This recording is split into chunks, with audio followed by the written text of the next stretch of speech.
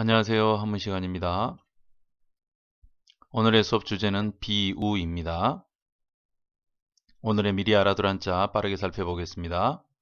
자, 이 글자는 큰 대자 위에 짝대기가 있는 이 글자는 갑골문은 이렇게 되어 있습니다. 머리 위에 파랗게 펼쳐져 있는 건 뭘까요? 그렇죠. 하늘입니다. 하늘 천자입니다. 마치 이런 모습이겠죠. 하늘 천. 쓸 때는 하늘을 일자로 표현하고 밑에 큰 대자를 쓴다. 큰 하늘 이런 뜻이겠죠. 자, 그 다음에 이 글자는 여러분들 다 알죠. 물숫자죠. 그런데 물숫자의 갑골문은 이렇게 생겼습니다. 물이라는 건 모양이 없기 때문에 이렇게 꼬불꼬불 흘러가는 냇물의 흐름과 그 다음에 요즘 만화에서도 비를 이런 식으로 빗방울로 그리죠. 그래서 이 두 가지의 그림을 합쳐서 꼬불꼬불 흘러가는 것, 그 다음에 하늘에서 떨어지는 것, 물숫자라고 갑골문에서는 표현하고 있습니다. 가운데 쓰고 기역 꺾어서 쓰고 시옷 첫 번째, 시옷 두 번째겠죠. 자, 갑골문을 이렇게 나타낸다라고 오늘 잘 봐주세요. 물숫자입니다. 자, 세 번째 이 글자는 저번 시간에 했었죠. 날아가는 새에서 이 날개 부분을 쓴 거다. 깃털 우자라고 했습니다. 깃털 우, 날개 우, 깃털 우라고 했습니다. 기역 쓰고 시옷 시옷, 기역 쓰고 시옷 첫 번째 이렇게 쓰면 되겠죠. 날개 우. 자, 이렇게 생각하면 더 쉽습니다. 자, 오늘 여러분들이 배워야 될 글자 중에서 가장 어려운 글자입니다. 색깔로 구분해 보면 이렇게 세 가지 정도로 구성되어 있습니다. 먼저 이 파란 건 여러분 본 적 있죠? 분홍색도 본 적 있죠? 빨간 것만 본 적이 없죠? 먼저 이 파란 거는 갑골문이 이렇게 손에 몽둥이를 들고 있는 모습입니다. 즉 뭔가를 치다, 때리다, 복자입니다. 치다, 복자. 갑골문에서 처음에는 이렇게 나뭇가지처럼 되어 있다가 한쪽을 다듬어서 지금은 이런 모습을 하고 있습니다. 그래서 치다, 복이라고 한다. 손에 몽둥이를 들고 있는 모습. 그 다음에 이 글자는 여러분들 힘력자라는 거 아시죠? 갑골문은 이렇게 생겼고 남자는 힘, 기운이 있어야 돼. 힘은 기운이다. 그래서 기자를 이렇게 바꿨다. 이런 식으로라도 한번 외워봅시다. 기운은 힘이다. 힘력, 기역자 쓰고 시옷 첫 번째 쓰면 되겠죠. 자, 그 다음 오늘 여러분들이 몰랐던 이 글자가 창모라는 글자입니다. 갑골 소전에는 이렇게 생겨 있고 실제 창은 이런 식으로 생겼겠죠. 근데 모양이 너무 많이 바뀌었죠. 이럴 때는 뭐가 필요하다? 장의력이 필요하다. 그래서 선생님이 한번 생각해 봤습니다. 창모자인데 아이자랑 비슷하게 생겼다. 그래서 아이자를 색깔을 한번 입혀봤죠. 이 부분 분홍색이 목 부분이고 양팔, 몸통, 다리겠죠. 머리. 근데 왜 여기서 이렇게 목 부분이 튀어나와 있을까? 그래서 목에서 나올 수 있는 건 혓바닥이다. 근데 왜 아이가 혓바닥을 낼름거리고 있을까? 앞에 헐크가 있는데 헐크를 놀리고 있다. 근데 왜 손을 휘어놨을까? 손을 살짝 집어넣어서 헐크한테 창을 들이고 있대. 야 이놈 하고 있다는 소리겠지.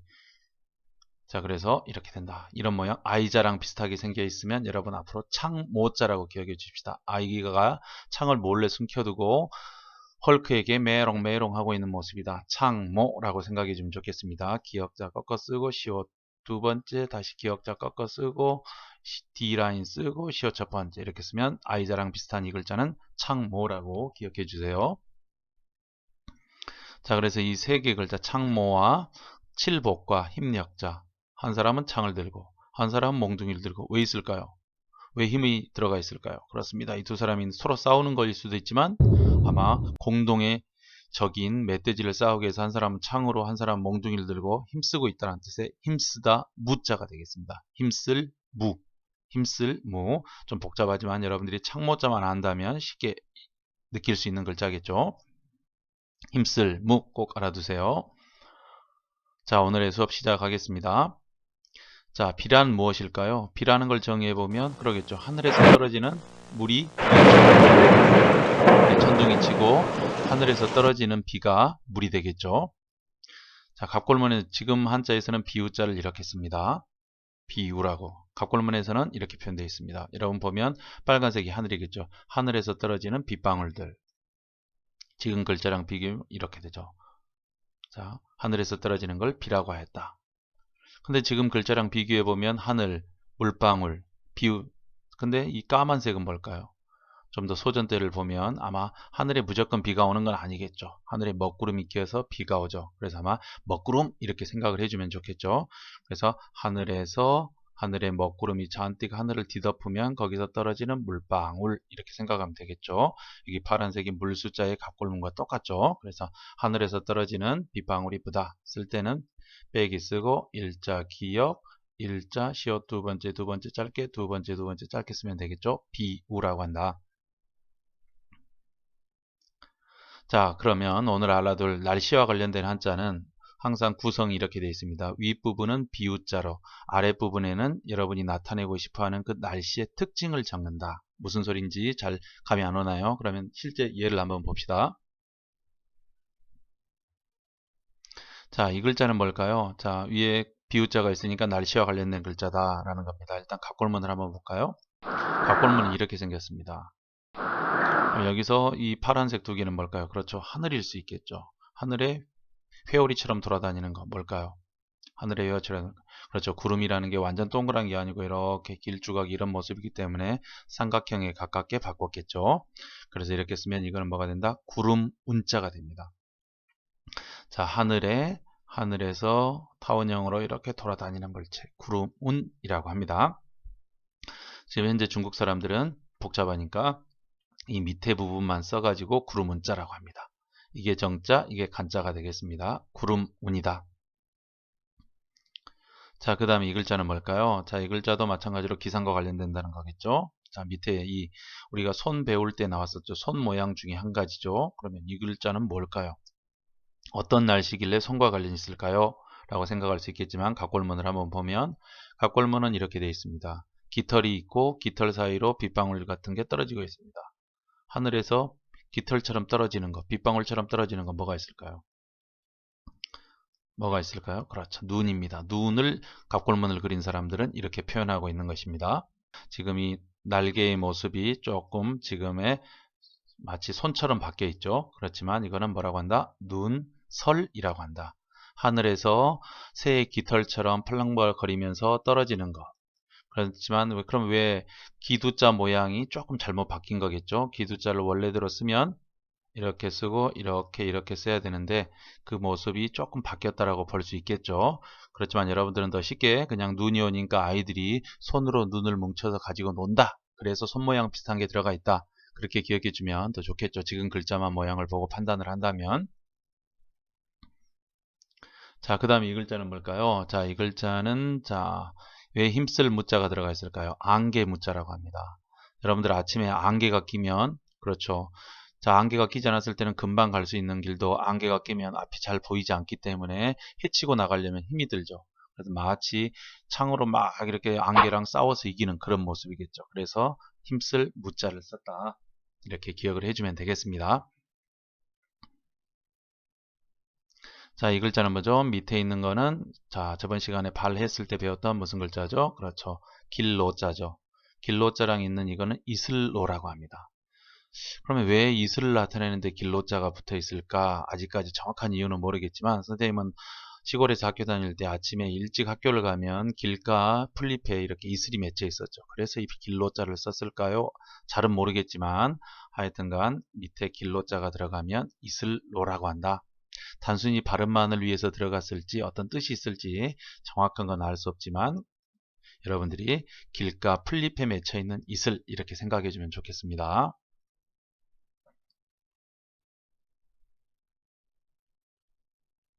자, 그러면 이제 선배들의 창의력을 한번 보겠습니다. 자, 이 글자는 무엇일까요?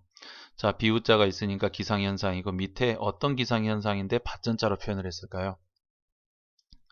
이 글자는 그림으로 표현하면 이런 번개, 천둥입니다. 천둥, 꼬랑꽝 치는 천둥. 그럼 왜 천둥 소리를 받전자로 표현했을까요? 천둥 소리가 받전인가요? 아니죠. 그래서 선배들이 아이디어를 내는데 한 선배가 이렇게 말했습니다. 사실 이 받전자는 스피커다. 스피커가 여러 대 설치 있는 거다. 그래서 이 스피커에서 소리가 꽝꽝 나는데 실제는 이 스피커에서 꽝꽝 소리가 나는 모습이다.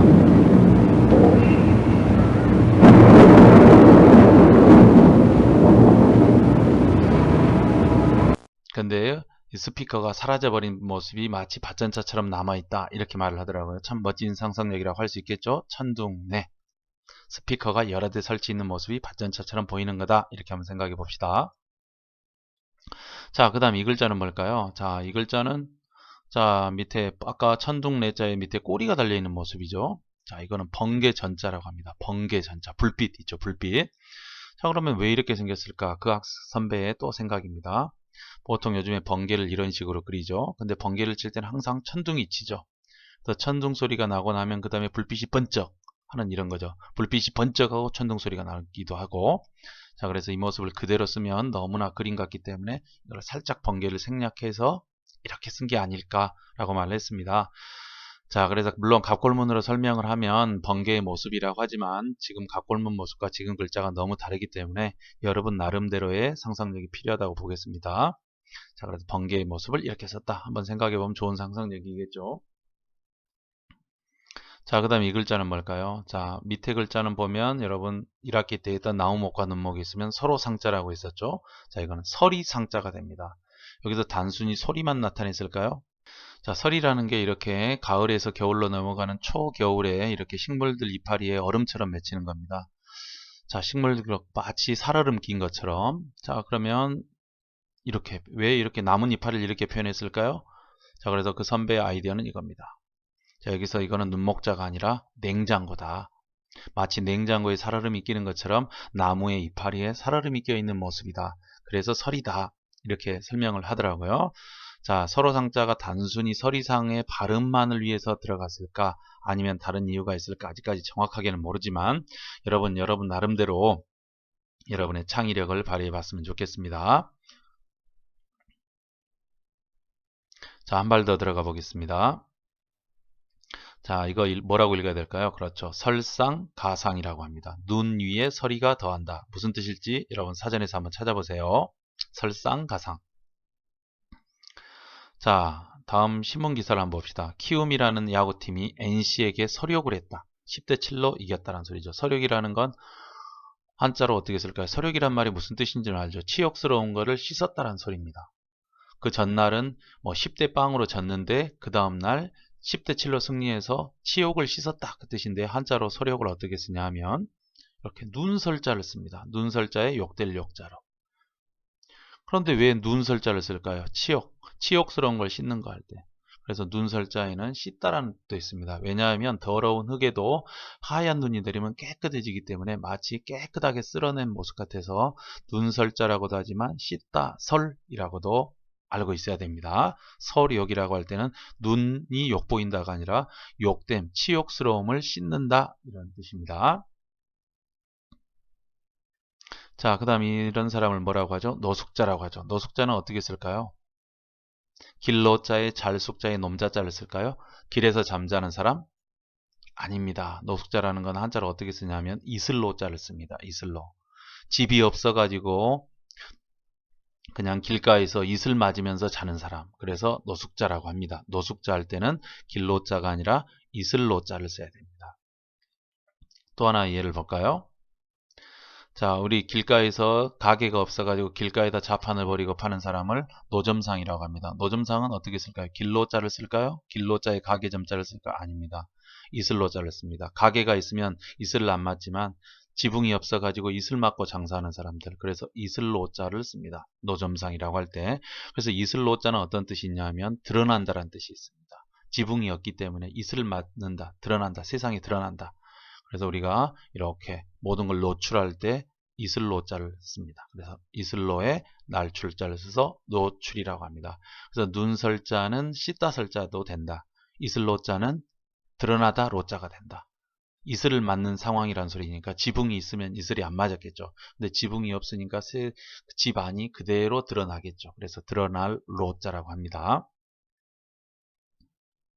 자, 오늘의 수업은 비우자와 관련된 글자들을 살펴봤습니다. 모든 날씨와 관련된 글자에는 비우자가 기본적으로 들어가지고 그 밑에 그 날씨 현상의 특징을 쓴다. 근데 정확하게 아직까지 밝혀지지 않은 것도 있는 글자들도 있으니까 여러분의 상상력이 많이 필요하다. 그런 내용이었습니다. 감사합니다.